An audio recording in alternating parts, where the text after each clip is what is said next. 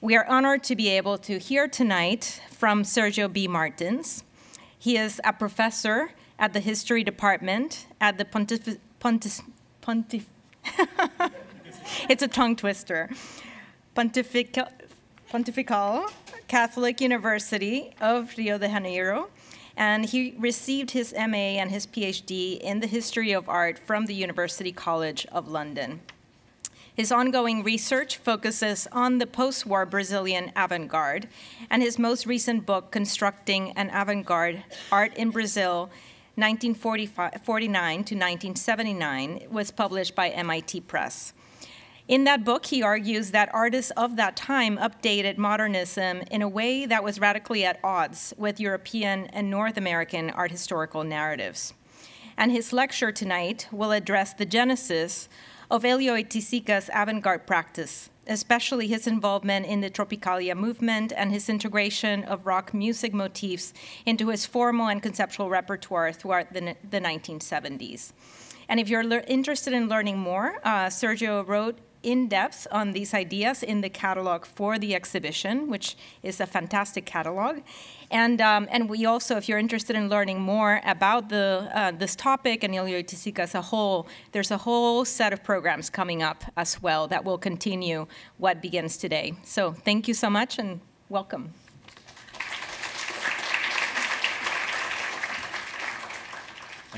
Good evening. I would first like to thank the Art Institute of Chicago and the Society for Contemporary Art, and especially John McKinnon, for inviting me and having me here. It's really a great pleasure and a great honor to be speaking here tonight, opening this lecture series. And I have tentatively titled my talk tonight, Each One Must Be Vanguard. It's on capitals because that's the way Oiticica wrote. Hélio Oiticica's Shifting Utopias, which is actually a shortcut of a particular way in which I'll try to discuss his trajectory. So, indeed, my task tonight here is to introduce you to Oiticica's practice and to his thought,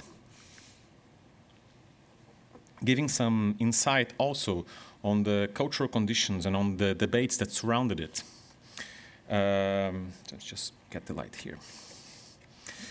Now, this topic immediately shuttles me back to like 10 years ago, to the beginning, when I first began my PhD studies, and I first began to engage systematically with Oiticica's work.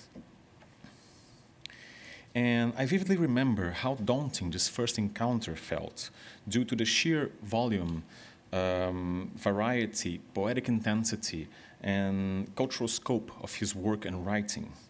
At that point, his archives had been digitalized only for a few years, and the first batch of publications that dealt with this fantastic wealth of material, most of which sadly burned in a 2009 fire, was still being written by people who, I guess, were probably feeling as challenged as I was.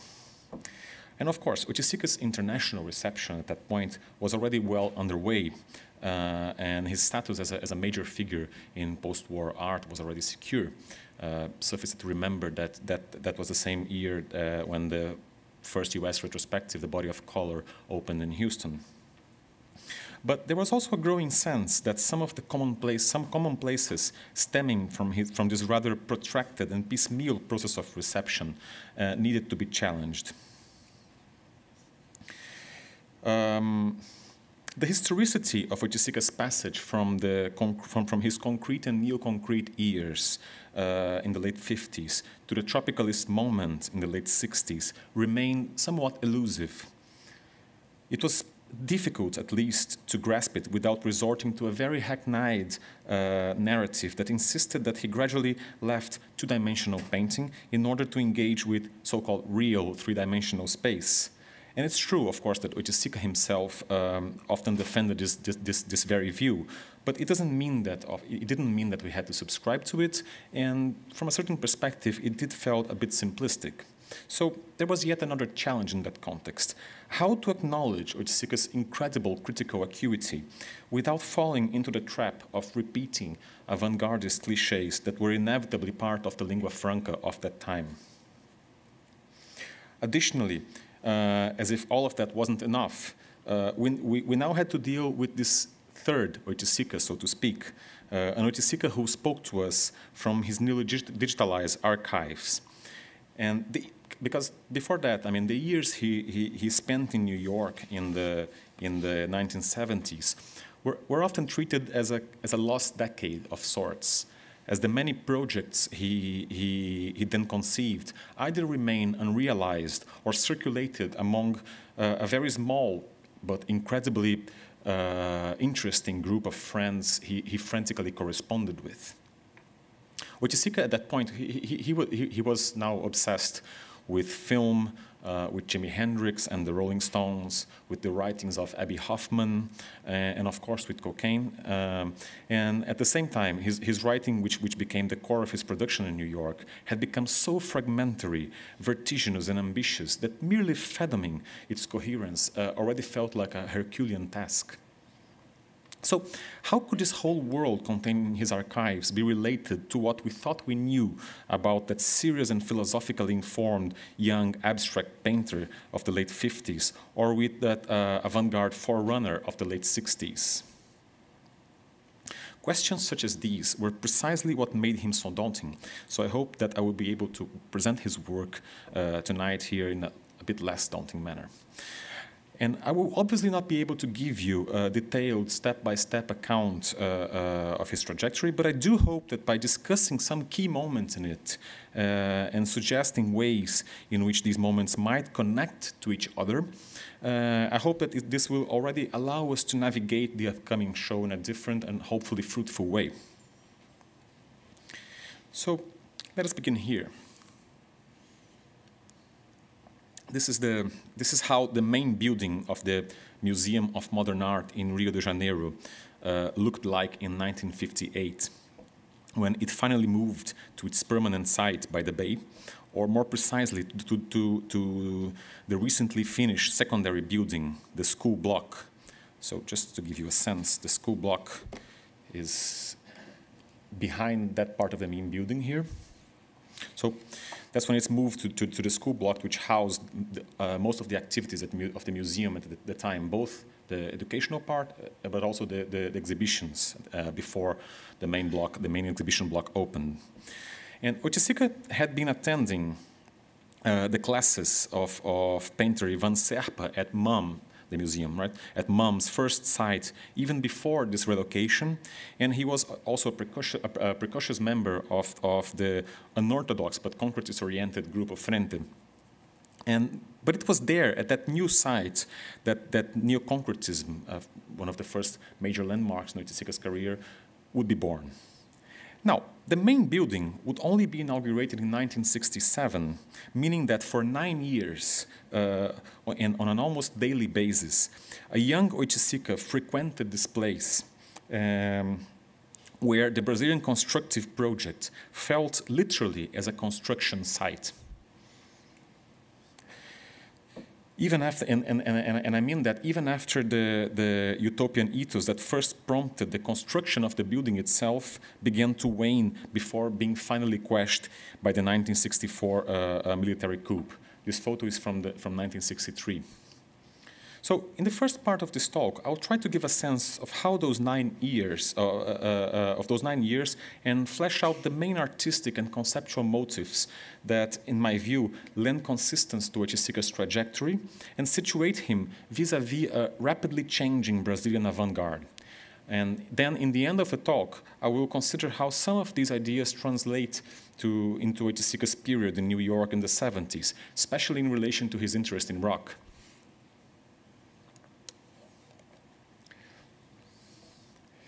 Some of you may have heard of neo-concretism, perhaps, and if so, you will know that it began as a schism, whereby the Rio de Janeiro concretist group, led by the recently passed poet Ferreira Goulart, reacted against what they perceived as the dogmatic rationalism of their concretist counterparts from São Paulo. Now, this is a relatively simplistic synthesis of the concrete and neo-concrete debate, because if I were to give you a properly nuanced historical account of it, I would have to discuss how close art and poetry were in the context of Brazilian concretism, I would also have to detail the divergent readings of Gestalt theory by the influent critic Mário Pedrosa in the late 40s and by the São Paulo concretists in the 50s. And then I would have to demonstrate how the interest of Pedrosa, of Ivan Serpa, Almir Mavinier, and others in the art of psychiatric patients played a crucial formative role in that context. And finally, I would also have to account for Ferreira Goulart's reading of French philosophers such as Jean-Paul Sartre and Maurice Merleau-Ponty, and how they played into that as well. Since I cannot do all of that, what I want to do instead is to focus on some key aspects of neo-concretism that, in my view, never cease to inform Oiticica's trajectory. As I mentioned, we are used to look at painted three-dimensional works such as the bilaterals and spatial reliefs, and then narrate Oiticica's neo-concrete period as the beginning of his passage from painting to space. And we are equally used to think about the way the body moves around those works, or about how spectators are meant to manipulate the many drawers and containers of the bolides in contact with pigment and earth. And then think of how neo-concrete works, such as Lydia Clark Bichos and others, began to privilege participation. But then again, participation per se is a category that can easily lead to interpretive traps, especially if we consider how interaction has become a fetishized practice in much contemporary art.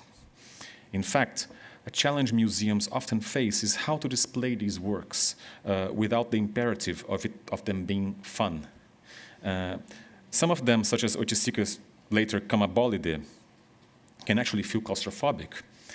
Others, like Lydia Clark's Baba Antropophagica, in which a person is submerged in drool-soaked threads taken from the other participants' mouths, can equally feel uncomfortable or even scary, and were initially conceived for an experimental classroom environment, not for the supposedly safe and controlled setting of a museum exhibition. In any case, I will focus instead on 2 points on neo-concretism that are probably not as evident as these, and I name them. First, the neo-concrete critical take on identity, which I will explain, of course, and second, its assertion of historical self-consciousness. So those are the 2 points I want to focus in relation to neo-concretism. Perhaps the easiest way of introducing neo-concretism to an American audience is to say that the movement anticipated the phenomenological emphasis that one often encounters in interpretations of minimalism, for example. And this was already a point of disagreement with concretism proper, for it involved arguing that the meaning of the art object would emerge in the indeterminate realm of the subject's experience, whereas concretism had asserted that this meaning was already inbuilt in the object and determined by its making, so that it was simply a matter of deciphering the work and learning from its formal complexity. This would be like the pedagogical aspect of concretism. Ferreira Goulart, the neo-concrete leader, accounted for the neo-concrete object by means of a new concept he termed the non-object. Now, to put it bluntly, the non-object amounts to a kind of double negation. On the one hand, it negates the transcendental space traditionally guaranteed by frame in painting and by base in sculpture, so that the subject encounters the non-object in the immanent time and space of perceptual experience. That's what Goulart argues. But this is not the whole story. For Goulart, even after shedding frame and base, the non-object still differed, say, from a chair, an apple, or a door, because it was not predetermined by language. That is, by the names we use in order to relate to things via conceptual identities.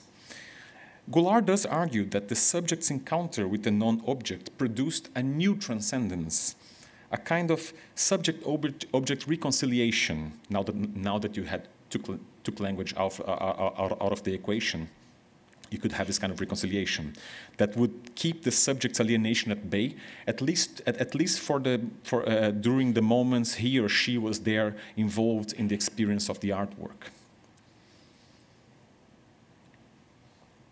This idea then involved undermining, in many ways, both the objects and the subject's stable identities.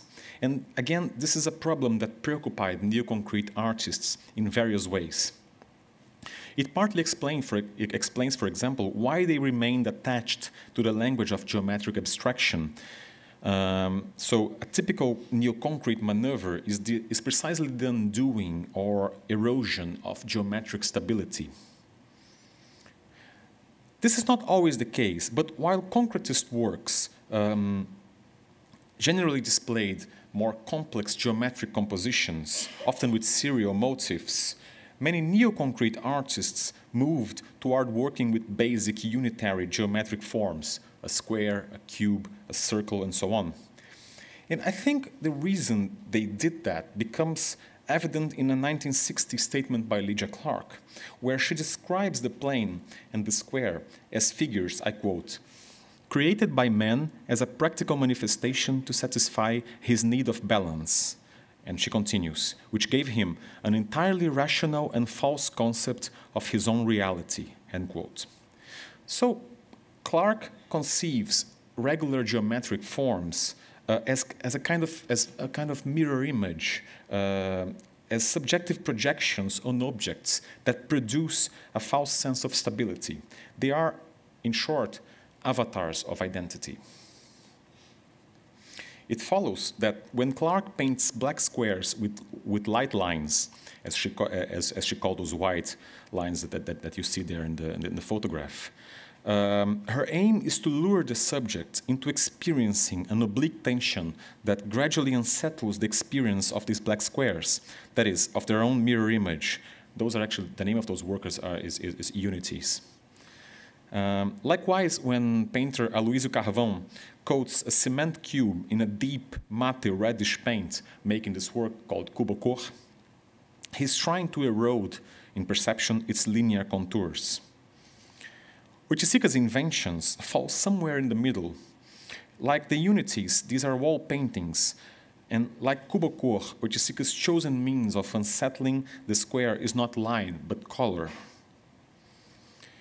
The inventions are, or actually they were, because most of them burned in the fire, sadly, they were perceived as monochromes, but as spectators spent time in front of them, their underlying layers of color, slightly different colors, their underlying layers of color, which are probably invisible in the slide, though you can see kind of a very small yellow batch here. They actually began to insinuate themselves. So actual duration is key in experiencing the chromatic complexity of the work. And let me also mention in passing, for this will be important later, that at this point, Oiticica already tried to relate color to his readings to Nietzsche's readings of Greek tragedy by arguing that color offered a potential reconciliation of Apollonian and Dionysian forces. And I will return to his readings of Nietzsche a couple of times later in the talk as well. For now, let's consider my second point about neo-concretism, namely its assertion of historical self-consciousness. Artist and art historian Carlos Zilio once noted that the constructive avant-garde was the first in Brazil to engage in a systematic reading of the history of forms. And I agree. Indeed, Ferreira Goulart's move is remarkable in this regard.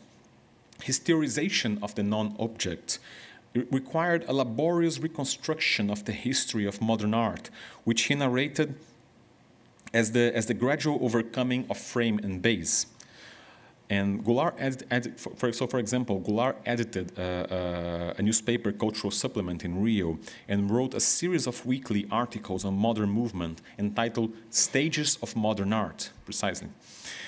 So his narrative nowadays will probably strike us as a bit heavy-handed, but the point is that it evidences the confident sense he and his colleagues now had of their own place in history, and more specifically as members of an avant-garde whose task was to continue the constructive project of their European predecessors, such as Mondrian and Malevich. The institutional reception of modern art in Brazil was certainly underway, but it remained somewhat precarious. So the newly founded modern art museums did have some works by European masters, for example, but nothing remotely comparable to the US institutional landscape. In that context, the European legacy was not taken for granted. It had to be asserted and even hijacked. So even after Goulart defected from the avant-garde in the early 60s, Oiticica remained faithful to the theory of the known object. And yet, in 1962, he made a crucial move. He retained this confident sense of historical self-consciousness, but changed its narrative in radical ways. In a long essay titled The Transition of Color from Painting into Space and the Sense of Constructivity, long essay, long title, Oiticica positions his own work at the forefront of the constructive legacy, but makes the proviso that the very sense of what he calls deconstructive needed to be redefined. The constructive for him was reducible neither to geometric abstraction nor to the lineage that descends from neoplasticism or suprematism. So it was not constructivism for him. Emptied of a stylistic referent, the constructive now related to the critique of formal identity I outlined above. What is more, it also involved a renewed relationship with history, so that it was no longer narrated as a linear development privileging one discrete formal legacy. At this point, Oiticica suddenly starts to reread modern art by naming a constellation of artists he deems the constructors of a new sensibility in art, he says. And this list of constructors includes usual suspects, such as Mondrian and Malevich again, but also contemporary peers, such as Clark and Willis de Castro, and even some highly unusual choices, such as Valls and Pollock, the latter being denominated, I quote, the constructor of hyperaction. And the list goes on.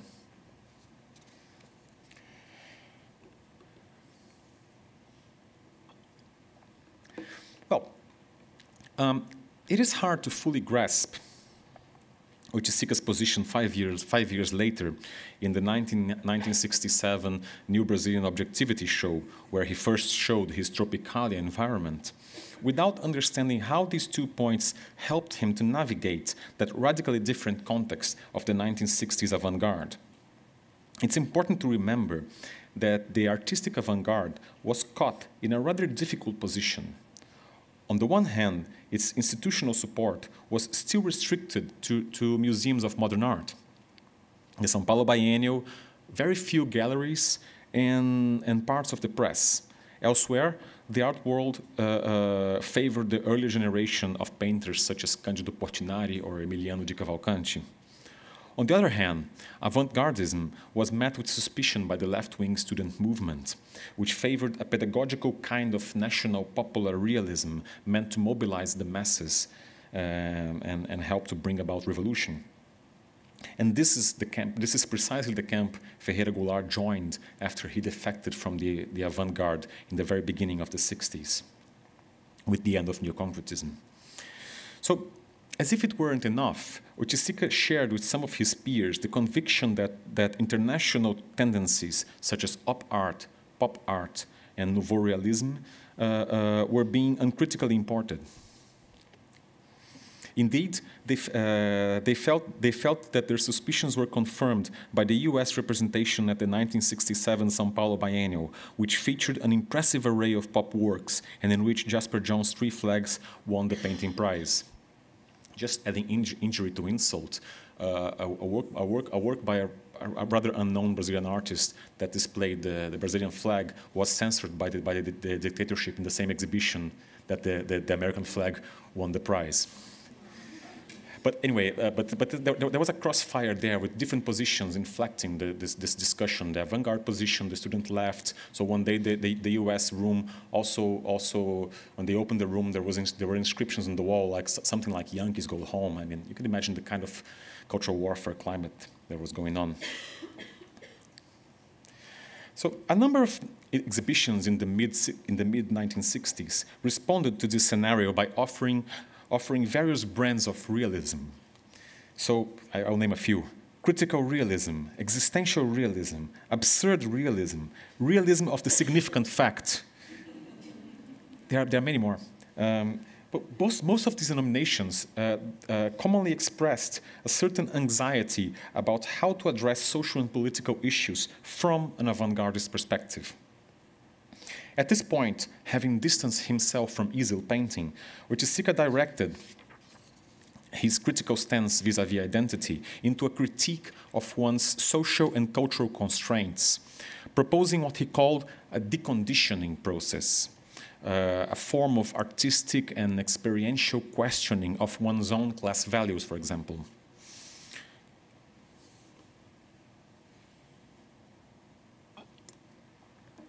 So the parangoles, which I'll gradually explain what they are, but the parangoles thus marked his own deconditioning, sparked by his initial contact with the Mangueira favela and samba school, which coincidentally or not happened in 1964, the same year of the coup and the same year his father died.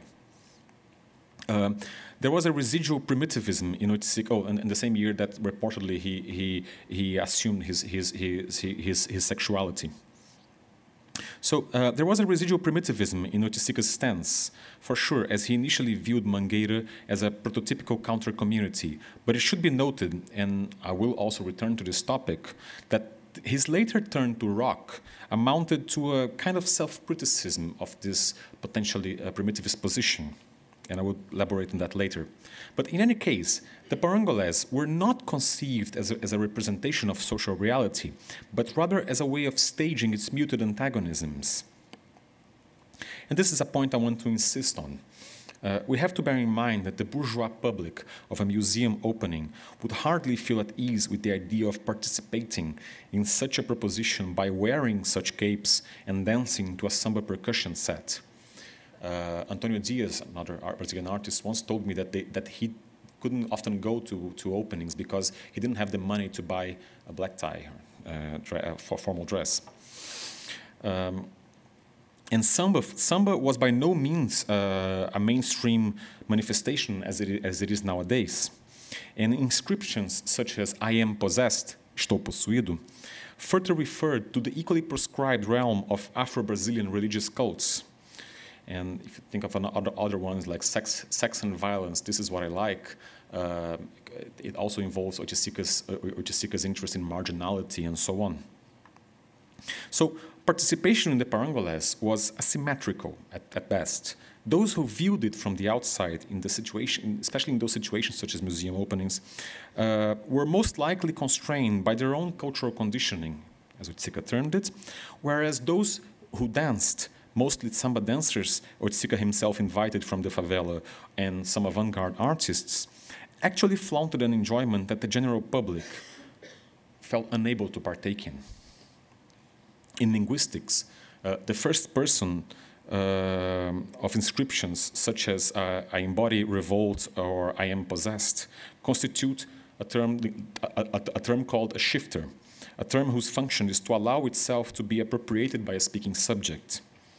But this actually drove a further linguistic wedge into the cultural and social gap the work already mobilized.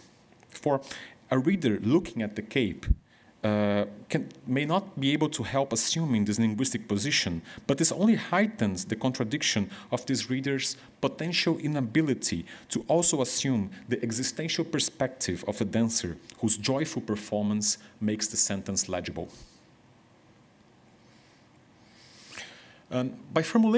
By then formulating the notion of new objectivity, which informs the 1967 New Brazilian Objectivity Show, Oiticica brings together a number of strands. The problem of realism viewed from the perspective of his own experience and emphasis on deconditioning, the rejection of pop art, the rediscovery of Oswald de Andrade's concept of anthropophagia, and the political imperative of formulating a collective stance. He grouped all of these concerns, plus a few others, under the banner of a so-called general constructive will that he understood as the characteristic trait and condition of possibility of avant-gardism in Brazil, but not as an essentialist category. Indeed, the problem of historical self-consciousness also returns at this point in the guise of a self-critical take on the constructive. Oiticica, as I said, in 1967, in the New Brazilian Objectivity show, he unveiled his Tropicália environment, which is more commonly compared to the architecture of the favelas. But however right this may be, we should not lose sight of those photographs I showed earlier, and also of the date of the New Brazilian Objectivity show. For in April '67, the exhibition block was almost done, but not quite there. It is tempting to think then of a work invoking precarious make-do architectures with sand, gravel, tiles, and bricks in relation to the fact that the heart of the Rio de Janeiro avant-garde, ever since his neo-concrete years, remained a construction site. From this standpoint, Oiticica's famous motto, "From adversity we live," should be taken not only to refer to marginality, but also to the contradictions inherent in Brazilian modernity itself.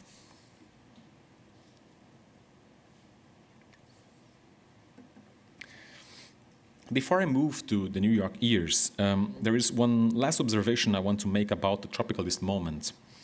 Oiticica stressed that the need for enlisting remarkable individual artistic efforts, I quote, in an attempt to group them culturally, end quote. And this was a tropicalist statement avant la lettre, for tropicalism was shot through with a certain desire for collective action, as literary critic Flores Usequian has brilliantly argued. And this desire was prompted both by an overall mood of cultural warfare and by the diagnosis that the rapid spread of mass media in the country demanded new tactics of cultural intervention that involved appropriation rather than rejection. However, the visual arts were particularly ill-suited in this regard. Their established circuit had little cultural leverage in comparison with cinema or popular music. Thus, the need of reinventing it altogether in ways that tapped experiences that reached beyond both the aesthetic refinement of high art and the bourgeois atmosphere of exhibition openings. So we may think, for example, both of the parangolas and of collective countercultural happenings, such as the one we see here, Apocalipopótese, in which, in this photo, the critic Federico Moraes is wearing one of the parangola capes with one parangola cape with a rather happy face of Che Guevara. So this led to significant contradictions between discourse and practice, and by this I'm meaning this kind of difficulty of the artistic avant-garde to elaborate a collective stance since it had no collective penetration. So for example, Oiticica strangely misreads, or perhaps willfully misreads, Nietzsche in his commentary of the TV show of Chacrinha, a clownish and anarchic presenter who became a cult figure among the tropicalist generation. And it's a funny episode because Oiticica went to this auditorium show as a juror at one point. He was invited there, and he was introduced by Chacrinha as a fashion designer on account of the parangolas. Actually, the word in Portuguese is more interesting, it's costureiro. But anyway, in a letter to Lygia Clark, he argues that Chacrinha's audience performed, I quote, the role of the chorus in Greek tragedy, which was that of being the representative of the people or of the collectivity, end quote. Now, this is a view Nietzsche explicitly refutes in the birth of tragedy. Still, I would maintain that, sometimes contrary to discourses like this, the kind of collective ensemble posited by Oiticica's works, such as the Parangolas or Tropicália, had more to do with generating internal frictions than with promoting a kind of all-inclusive, expansive ethos.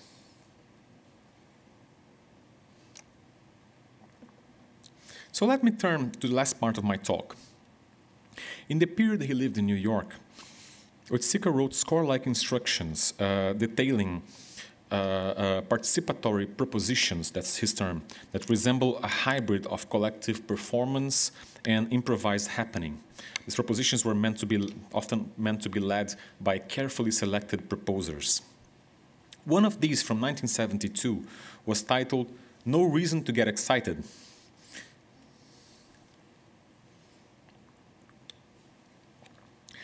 Now, Oiticica's love for creative openness and experimentation went hand in hand with his propensity for obsessive control. And this is no exception. The proposition is designed, apparently, to test the spontaneity of participants by submitting them to a series of rigorous guidelines. Deconditioning was a serious process, not something you just enter there and enjoy. You had to go through a kind of an ordeal of sorts. Let us first consider the kind of setting Oiticica had in mind. He suggests that the proposition should happen at the courtyard of a prison or a sanatorium, as if to stress its constraining nature. And the space is represented, not coincidentally, as a square, that quintessential neo-concretist avatar of identity. And it's worth noting that at this point, Oiticica was also displaying a renewed interest in Malevich, including him photographs or alluding to white on white in many of his writings and works.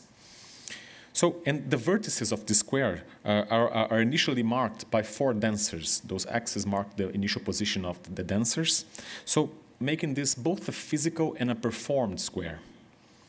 Now, I'm particularly interested in what happens 40 minutes into the proposition. You see there on the side, Oiticica is marking what's happening, 10 minutes, 20, 10, 20, more.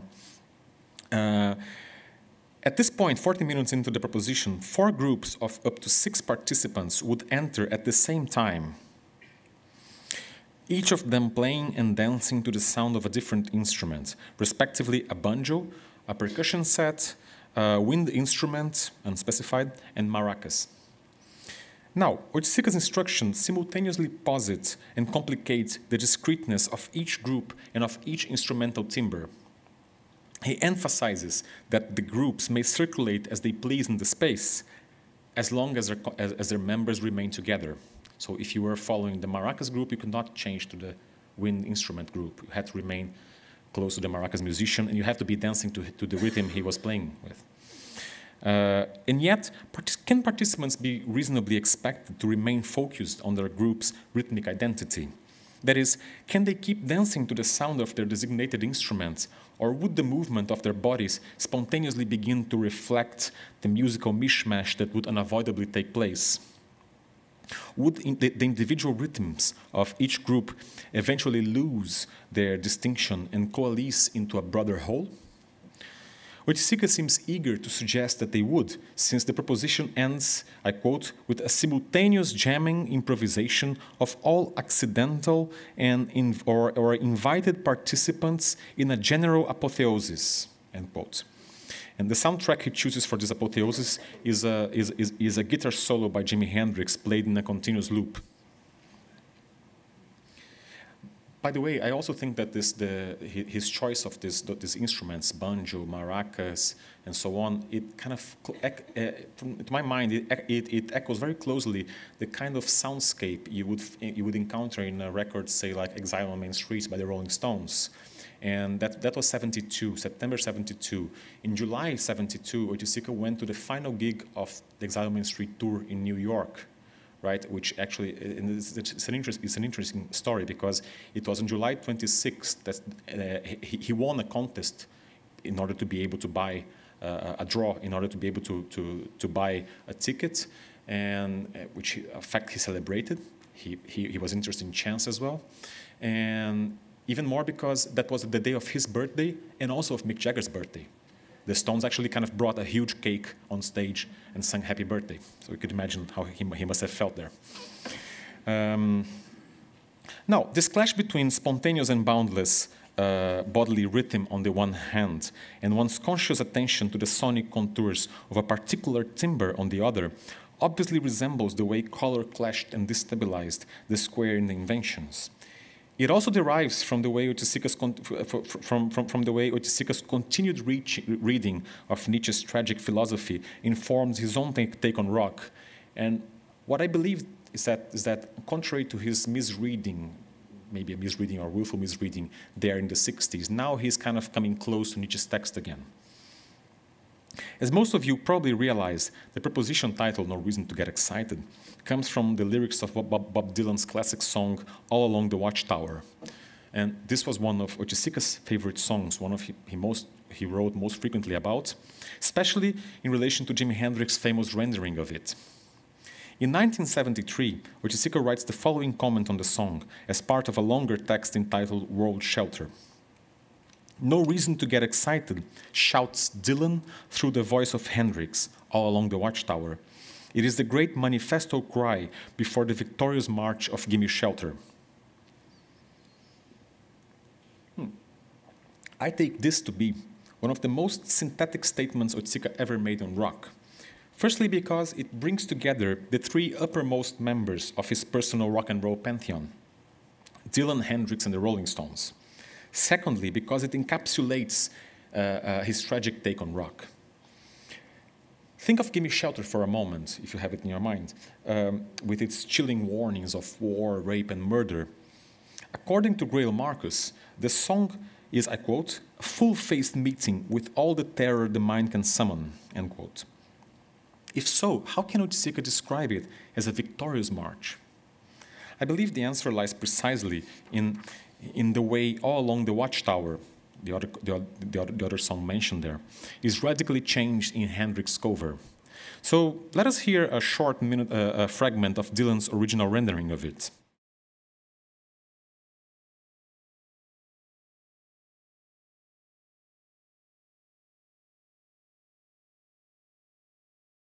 There's little action to speak of in the song, right? The dialogue begins with the Joker desperately looking for some kind of way out of here. And despite many cryptic and often biblical allusions to menaces, nothing happens from a conventional dramatic standpoint, nor from a strictly musical one. Neither climax nor resolution is offered to the song's asphyxiating atmosphere. And this is where Hendrix's version changes everything. So let us also hear a few seconds of it as well.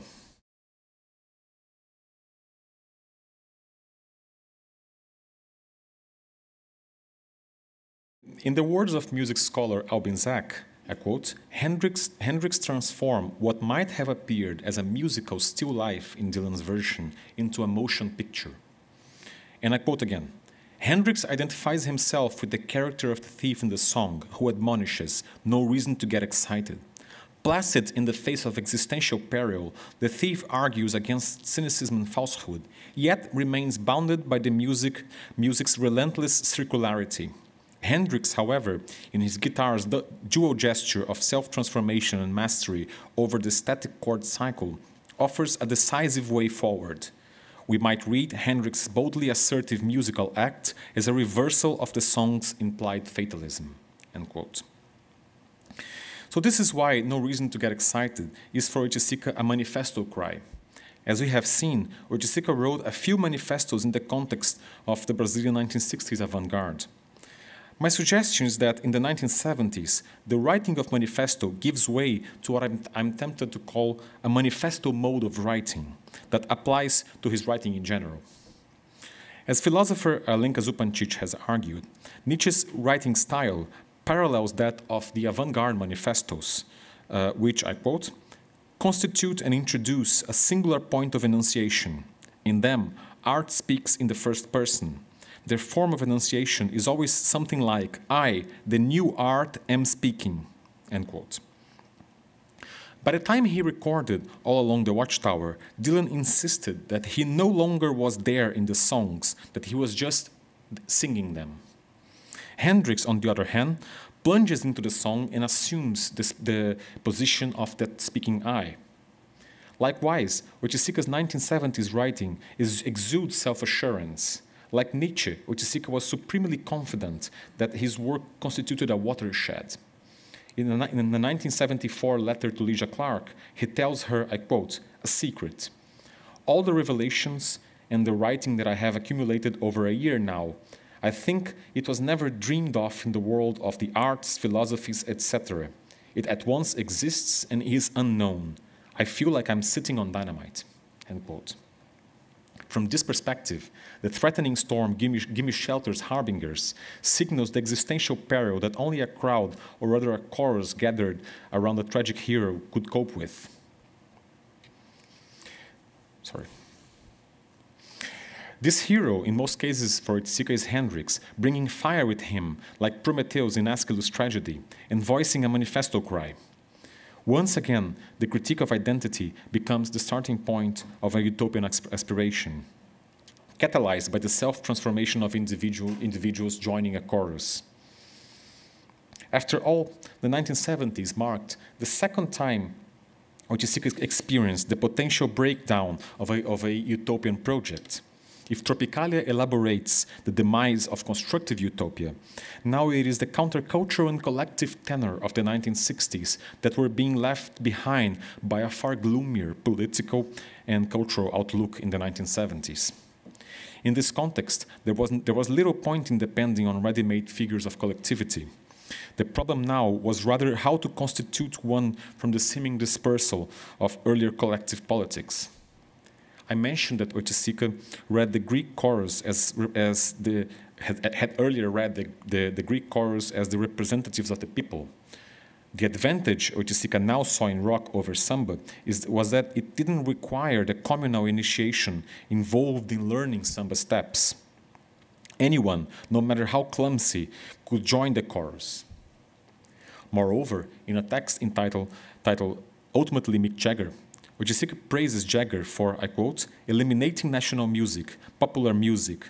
Mick appropriates blues and dares to experiment, end quote. Oiticica clearly believes that blues, like samba, could only fulfill its universal potential as long as it broke free from associations with supposedly authentic Vanguard manifestations. Popular manifestations, sorry. So no reason to get excited. The proposition is, in this context, an attempt to respond to this kind of challenge. As he wrote in 1978, I quote, "If no more vanguard movements exist, it's because each one must be the vanguard," end quote. The dissolution of tragic heroes, Oiticica's own heroes from the 1960s, is thus cast as a fiery catalyst of subjective deconditioning, that is, of one's becoming attuned as part of a chorus to the hope of a renewed utopian trust. Thank you.